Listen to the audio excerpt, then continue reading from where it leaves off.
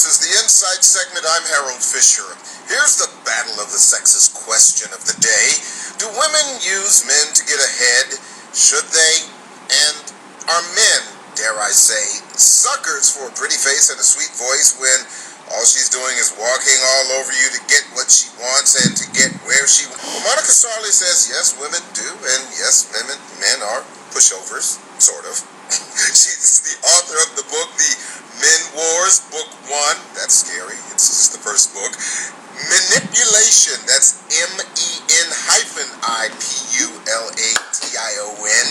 Manipulation. She joins me to talk about this. You can find me on Facebook and Twitter. Okay, Monica, here we go. Why did you write this? How are you doing today, Harold? It's fine. Great to talk to you. I'm no pushover. You're not? Oh, no. Oh, okay. Okay, so give me the rundown. Why did you write this book? I basically wrote this book because I'm a recovering addict, and I wanted to share my story and help other people that are trapped in toxic relationships, addiction, and just really struggling with their own demons. Okay, so you're very candid about the fact that you were at one point at a very low point, but you moved through that to a pretty high point. Here's the question. Did you use men to travel the world, to appear and spend money and sip high-priced wine and champagne on yachts in Europe and the whole bit, or did you do it on your own? Well, I did a lot of it on my own. And since I don't drink, I don't sit around and sip champagne and wine. That's just something I don't do anymore. But anyway, I've used men in different ways to get what I want and get what I need. Why? I mean, you said you did it on your own. If you could do it on your own, why did you use men? Well, sometimes just to make the situation a little bit easier. At one point in my life, I had a lot of money. So I was able to do whatever, pay for anything I needed to pay for. And then, with the turn of the economy and some other things that had happened, I don't live like that anymore. Did you know what you were doing when you were doing it, or was this something that it was just part of your makeup? And I would imagine you also saw other women doing it as well. Well, absolutely. And Harold, it's just something, I think it's a learned behavior in all of us to manipulate. And as little girls, we learn to manipulate our fathers. Okay, I'm done there, but go ahead. Yeah. You understand that. Yeah, I do. And, I was in a situation one time where I was being manipulated. I was molested as a child. And at the very end, when that stopped for me, I ended up kind of turning the tables and manipulating that person. And it was for money. Okay. But women have been using and manipulating men since, what's her name? Oh, yeah, Eve. With Adam in the Garden of Eden. So what has really changed? And is it a bad thing, or is it just who we are?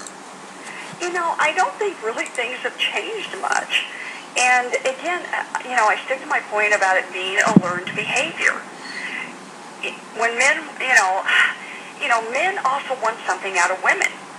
Really? So it's kind of a little dance. It's a game we play. And that's what I was about to ask. Okay, are they really being manipulated if there is something that they want, or is it just kind of a quid pro quo? You hold my hand and I'll buy you a Bentley. Or something. Well, I think it can be kind of a silent agreement. You think? Yeah, sometimes it is. Well, I think sometimes it is. Now, is this just in a relationship, or does this happen in the workplace? I know we've had some discussions in the newsroom. I have wonderful women co-workers, but they often get into this discussion about this damsel in distress thing. Is that part of it? I think it can be sometimes, especially if women are really struggling.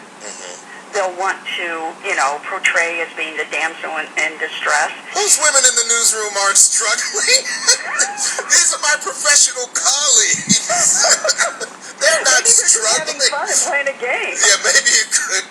I don't know. See, they go at it all the time, but no, we are talking about struggling here. They're not struggling at all. But I'm sorry. Go ahead. I interrupted you. No, that's okay. You know, so again, what has changed? We are past the women's liberation movement of the 60s, and you have all of these independent women who say, I can do it on my own, I don't need a man to do this. So why manipulate them? Why not just establish some kind of mentor-mentee relationship that doesn't have the titillation or, dare I say, false promise of sex? Well, I think that, we're all human. Mm-hmm. And, men have a pulse and so do women. Yeah.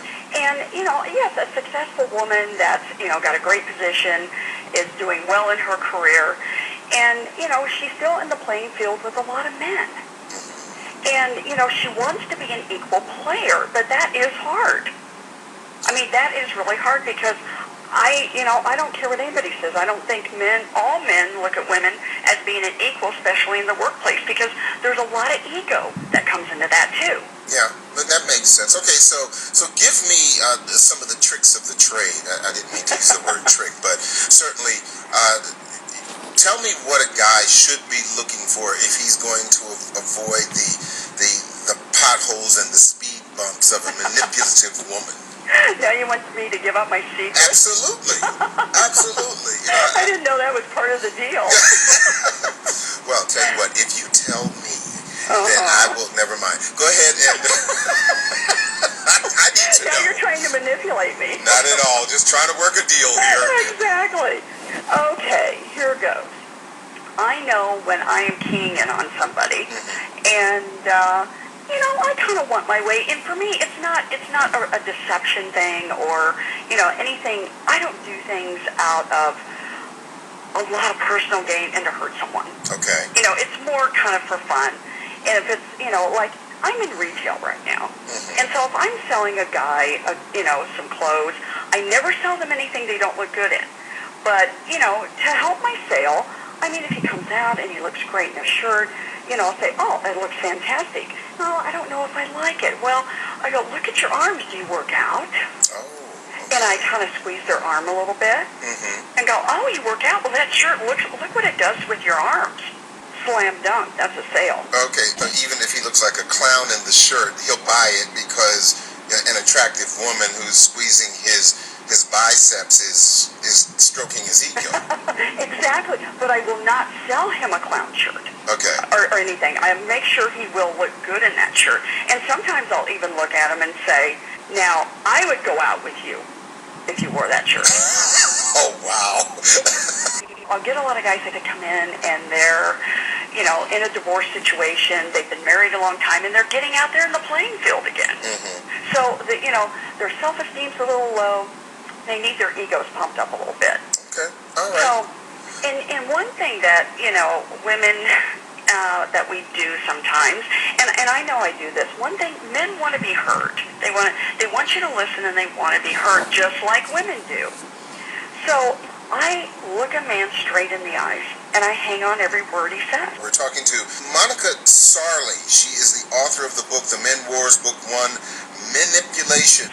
Dean is on the phone, and he has something to say. We're talking about women manipulating men to get where they want to go and get what they want. Let's go to the phone lines. Dean, thanks for holding on, calling from Crofton. What's on your mind? Yeah, first of all, I'm not mad at you. Do what you do. Do what you do. Yeah, as the guys who go for this kind of stuff, if you didn't do it, somebody else would anyway. So I'm not, hey, this is America. So, Dean, let me ask you, do you see it coming when it's coming? Anybody with any sense to. I think the only guys who go for this are guys who don't think they can do any better or just kind of desperate social illiterates, whatever you want to call them.